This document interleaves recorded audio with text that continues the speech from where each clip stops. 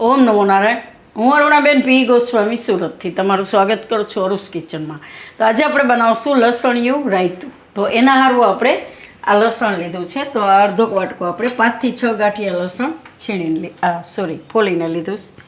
અને મરચાં તો આટલા આપણે 250 ગ્રામ જેટલા મરચાં લીલા લીધા છે, આ રીતના લાંબા, જે ઓછા તીખા હોય. અને મસાલામાં આપણે મીઠું જોહે સ્વાદ પ્રમાણે, અને અમુક આપણે આખા મસાલા લીધા છે. તો 1 ચમચી જેટલી વરિયાળી અને થોડાક આખા મરી અને 1.5 ચમચી જેટલા આખા ધાણા અને રાઈના કુરિયા, તો અડધો કપ જેટલા આપણે રાઈના કુરિયા લીધા છે. થોડીક હળદર અને હિંગ, તેલ જોહે આપણે. બસ આટલી જ વસ્તુ આપણે જરૂર પડશે.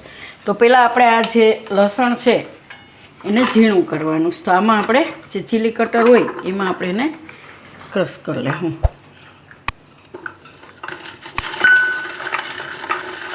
આ રીતે બધું લસણ આ રીતે કરી લેવું. તો આને આપણે આ રીતે ક્રશ કરી લીધું લસણ બધું. તો ત્યારે એને સાઈડમાં રહેવા દેવું.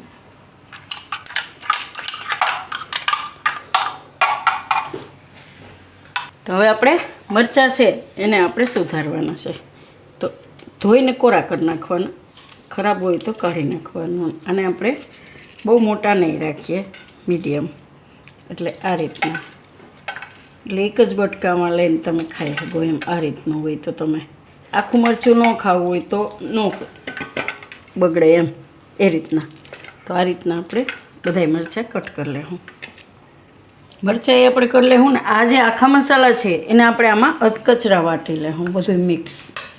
એટલે બહુ આમ મિક્સરમાં ભૂકો નથી કરવાનો, થોડાક આખા બાખા કે ને એવા.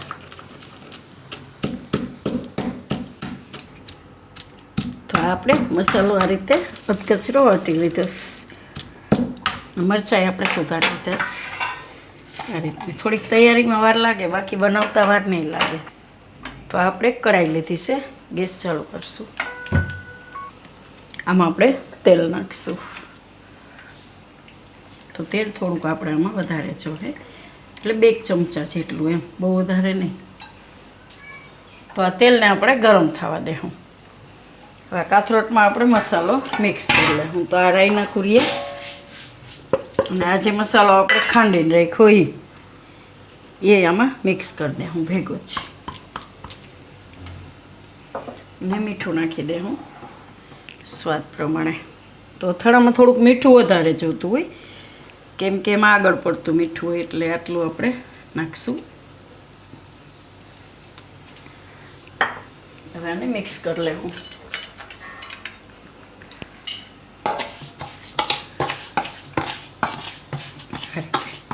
તો તમને એવું લાગે કે તમારે આખા મરી નથી કોઈને ભાવતા તો તમે મરીનો પાવડર એ નાખી શકો, પણ આમાં ટેસ્ટ સારો આવે. થોડાક અધકચરા વાટીને નાખીએ ને, ધાણા ને વરિયાળી ને એ બધું, તો એનું ફ્લેવર અસર આવે છે, સ્વાદમાંય સારું લાગે છે.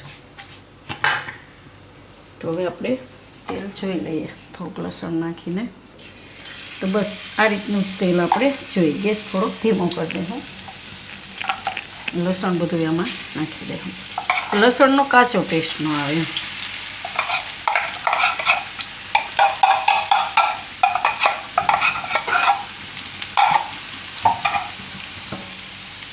અને મિક્સ કરી દઉં તેલમાં બધું લસણ.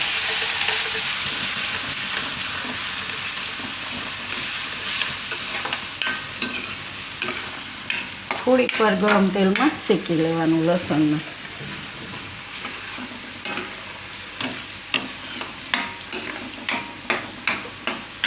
થોડોક કલર આનો ચેન્જ થાય ને, સેજ ગોલ્ડન જેવો, ત્યાં સુધી શેકવાનું, બરવા નહીં દેવાનું. લસણ બરે એટલે એનો ટેસ્ટ કડવો થઈ જાય.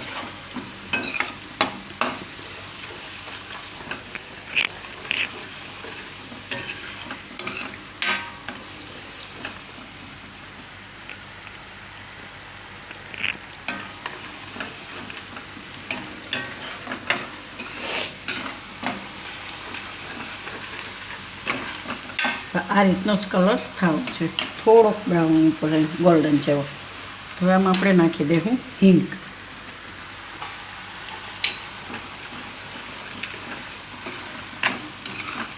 અને હળદર.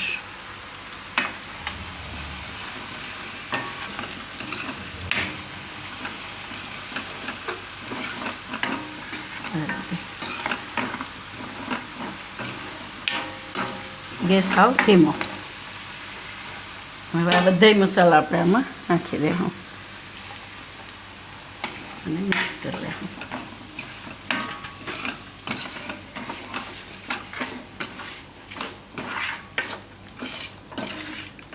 આ રીતનું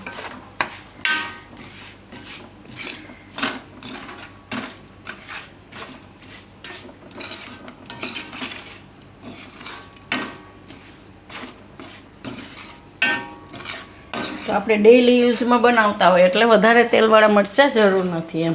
તમારે જો લાંબો ટાઈમ રાખવો હોય તો જ એમાં તેલ એક્સ્ટ્રા નાખવું પડે વધારે એમ. તો આને આપણે કાઢી લેવું પાછું આ જ વાસણમાં.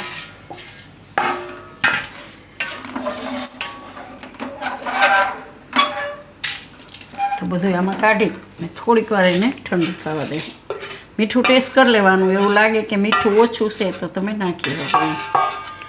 તો આને હવે ઠંડુ કરી લેવું. તો આને આપણે ઠંડુ કરી લીધું અને થોડુંક મીઠું નાખી દીધું. તેજ મોરો લાગતો તો મસાલો એટલે. હવે આપણે આમાં મરચાં મિક્સ કરી દઈશું.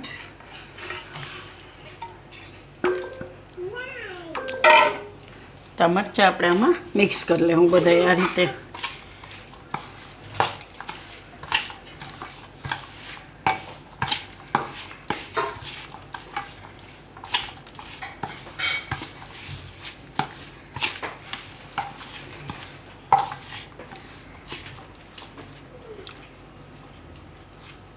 અને તમારે લીંબુ નાખવું હોય તો લીંબુ નાખીએ. આ રીતે આમાં નાખી દેવાના 2-3 ફાડા એટલે થોડીક ખટાશ આવી જાય એમ. નહીં તો લીંબુ વગર સારું લાગે. કે ઘરમાં ઘણા એવું હોય કે ગઈઢા માણા હોય લીંબુવાળું ન ખાતા હોય તો આપણે આમનો મેં કરી શકીએ એમ. અને લીંબુ ખાતા હોય તો નાખીએ.